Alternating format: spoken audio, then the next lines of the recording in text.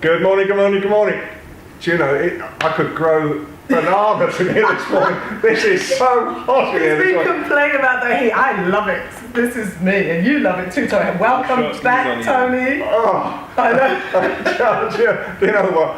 God, the heat in here this morning. Oh, we And love it. It's cold outside, folks, but it's warm in our hearts, isn't it, certainly this is. morning? Oh, dear me. And so today we're talking about success stories. We certainly are. We brought Tony Warner back from Black History Month because he's got a major success story. So tell us your success story. Alright, so on Sunday I was given the Afro Superhero Award for Special Recognition for Community Activity in Film by a group called Screen Nation in West London, and it's for the activities I've been doing for the last 16 years or so. Wow. That's impressive. I mean, it's an amazing time for all these things, I think. So just tell us again a little bit about your background, why you first started, and I know, and how you became one of the top people talking about Black history, and you do your own walks as well in London. Yeah, so I'm from Black History Walks, and basically the roots of my organisation go back to when I was mentoring young boys in Tottenham. And I found, from this area, Tottenham. Oh yeah, from Tottenham, yeah, Right, this area, right? okay. And I found they didn't know much about their own history, didn't have a lot of self-esteem, and that was because they didn't know where they'd come from, their background. So I said, okay, look, what can I do to actually kind of address this lack of self-knowledge? Right. So I was trying to kind of hire a room at the leisure centre to show some films about Black history. Okay. They wouldn't give me permission to actually hire a room, so I thought, you know what, I'll just hire a cinema. So I hired a As you do. Exactly. As you can't get a room, you go for a cinema. Okay, Tony. So I hired a 400-seat cinema in Yeah. Hackney, East London, and I organised 400 seats. 400 seats. 400 seats, Yeah, okay. yeah. So I paid for myself, used my money, invested in that, and then I let everyone come in to watch the film for free. So it was a free show, 400-seat cinema, and we showed the Rosa Parks story about the American Civil Rights leader. Very good. Right. And that went down so well, people said, this is great, we want to have more of it. So began to organise more films in the Right. community for free, and it was called the Education for Film Programme.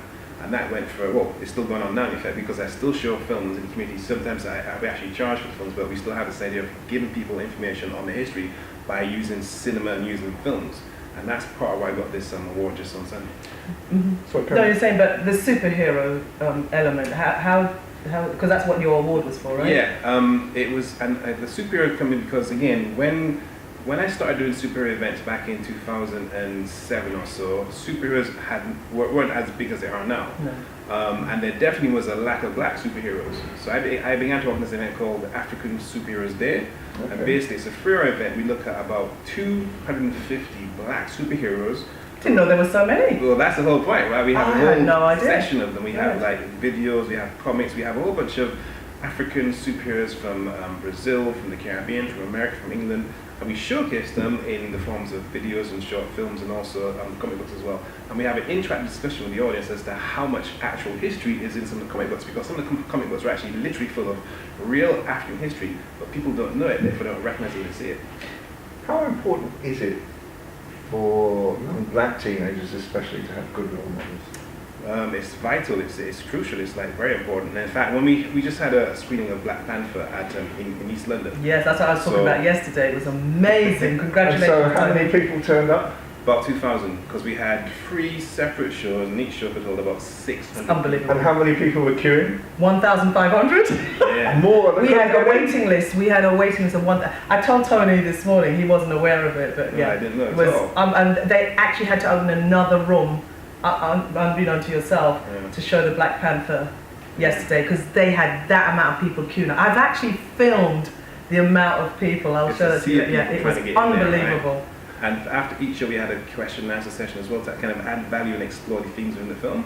And people loved it. There were a lot of young people there, and I was told by some of their elders that they went home on a high on a buzz Yes, they because did. they'd seen these fantastic images, Yeah. and also be given some insight into the history behind some images they saw, which is Yeah. rooted back to West and East Africa and Southern Africa. So it was a real kind of uplift for the whole community. That's great. I mean, one thing I should have said earlier on as well is that we work with the Islam Channel as well. They've been talking about role models as well this week. Ali Bayor, the football player, is now converted to Muslim. And he's sort of saying the similarities of the faith, and he's a great role model. He looks after a lot of things.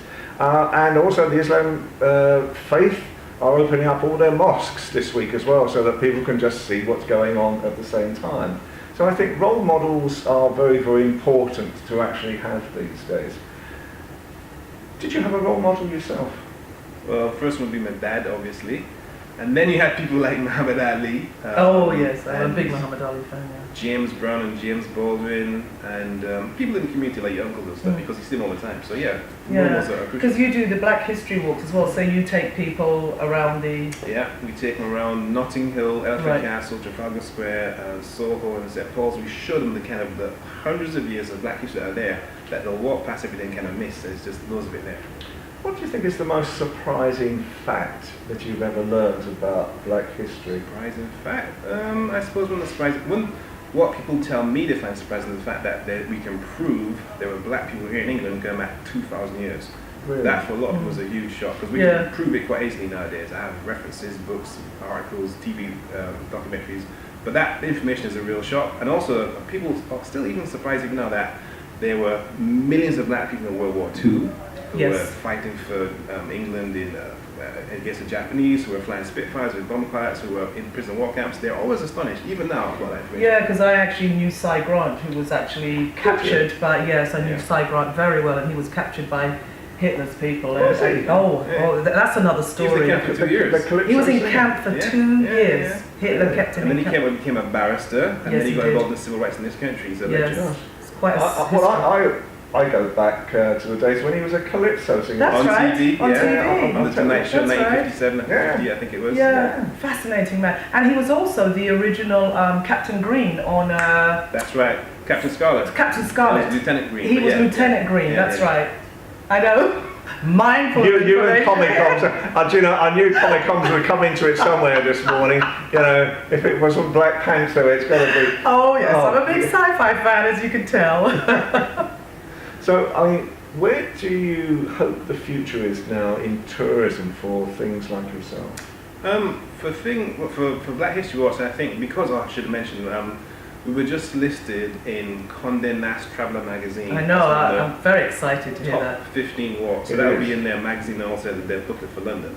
So that'll bring in a new customers. And the Guardian as well? The Guardian was like 2011, they gave us one of the top 10 best walks in London, that was 2011. Fantastic. But I think for the future we'll be getting more people from America and also more people from Europe, and that will lead to kind of more business basically. But also I think because of Black Panther, I can tell you for a fact a lot more young You're people. going to dress up like Black Panther now.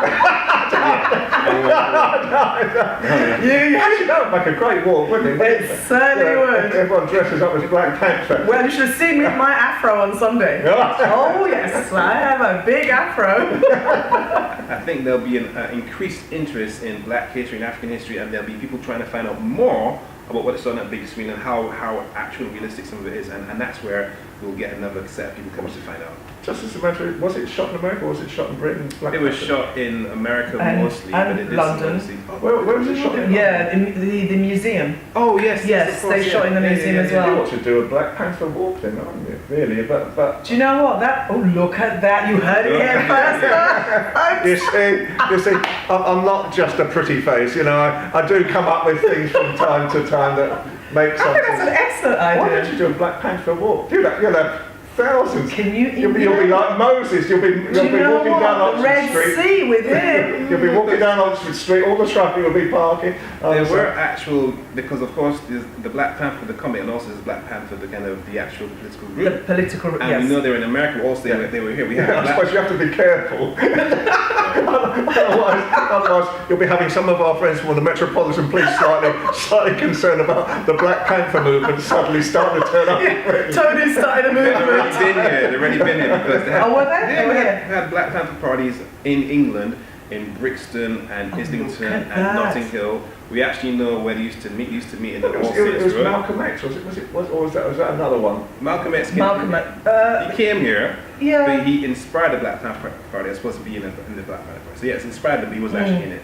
I always remind you of the G-men, you know, all the guys, because they all wore the very tight... With the beret. Yeah, the beret and the glasses. Very stylised, weren't they? It was stylised and very active in the community, because one of the things they had was they actually had a free breakfast program, so they actually feed the poor black kids in the so-called ghetto. So they went to school to actually have a good education and nutrition before they went to school. Now then, before the break, how can people get in contact with you? We have a website and it's blackhistorywalks.co.uk, so just Google that. Or you can just Google Black History Walks, and they also have a Twitter and a Facebook page. It's always basically Black History Walks, London.com. Perfect. Excellent. Well, I know, it's very exciting having you again. Yes, again. So please come back again. Come and talk some more about the success story. It's success story morning this morning, folks. Everybody who's going to appear on our guest list this morning will have their wonderful success stories to talk about. So we're just going to have a short break, and jewellery's going to be flying everywhere now as we present the next pair of our success stories. See you shortly. People at home, you will not know how much excitement's been going on in the studio. Jewellery's been flying over one end, batteries are going, my microphone's not working, I've got a handheld mic. Everything's happening this morning. I'm in my element, jewellery, diamond, gold, best friend. What's going on next? Everything's flying past our studios. It's great fun though, as I say, it keeps your heart going, doesn't it? It certainly does. So this is Asaf and Talia from Kokomo Jewellery, and they have a tremendous success story again to talk about their jewellery. Now you're relaunching, aren't you, on Saturday in Stratford, in Westfield, Stratford. So just tell me a little bit about how you first started in jewellery and why you first started. Well, thank you very much for having me here. You're welcome. I've quite a lot of experience in retail, in particular in jewellery. I've started in jewellery about 10 years ago, actually exactly 10 years ago, in 2008, representing different brands, and I really liked it with the years. And about almost 2 years ago, I have decided to launch my own brand. Okay. And of course with the help of my colleague Talia here.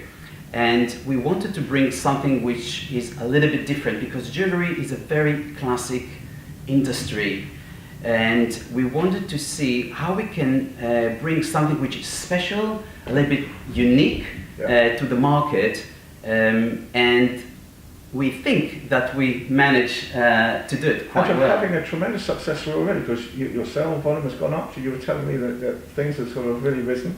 Absolutely. We see now year on year, we see 35% same store, which is quite impressive, taking into account the retail environment.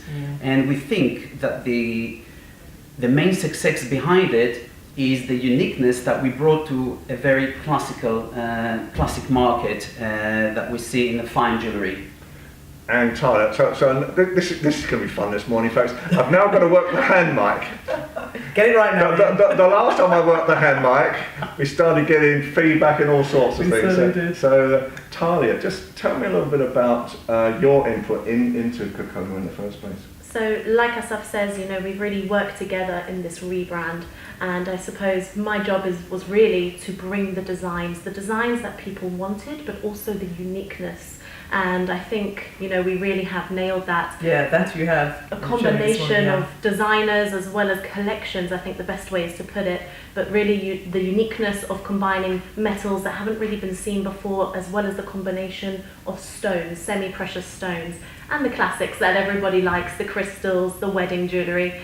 Just some examples that we have today. Yeah, what have you got today? Let's have a look. I'm in my element here, as you know. Yes, so we have a mixture of the semi-precious stone collection with combining fine sterling silver with 9-carat gold, pure 9-carat gold, and this is an example of the pearl collection, so mother of pearl and freshwater pearl. Fine yet chunky, a bit of a statement, but something that can be worn every day. And you can see just great for Mother's Day, eh? Yes, definitely, exactly. Great for Mother's Day. Great for Mother's Day. But very, very unique in that sense. And then we have from the fine classic collection a real kind of star of the show. And if we just And this is really the glamorous side, the sparkle, but the combination. We work with Swarovski. We use Swarovski and combine it with zirconia, which really gives it that diamond look. That pure elegance. Green is very popular at the moment, so we've got the green crystal there as well. And just something again for the more glamorous occasion. wedding jewellery, like we said before. Yeah, beautiful. This is our showcase piece. I'll extend It's your classic Yes, piece. classic. Yes. And I know you've, our next guest, you're highlighting from Italy, Cecilia Benetti as well, who is coming on next on the show, and you're going to be working with her as well. So you're bringing in a brand new designer as well. Yes, Exactly. absolutely. Cecilia brings a very unique jewelry that's handcrafted, so it really suits our strategy, it suits our brand. And of course, she's going to be presenting her jewellery with the launch that we're going to do in Westfield Stratford City on this Saturday at 3 p.m. And she's going to be there. Okay, so again, how can people get in contact with you both? So of course we have our kiosk locations in Westfield Stratford City and in Brent Cross shopping centres, but we are trading online. We have all our beautiful designs to show you online, and that is Kokomo-Jewellery.com, where you can see everything that Fantastic. we sell. That's great. And where do you see, why do you put your success? What really gives you a continuous successful business and being an entrepreneur at the same time?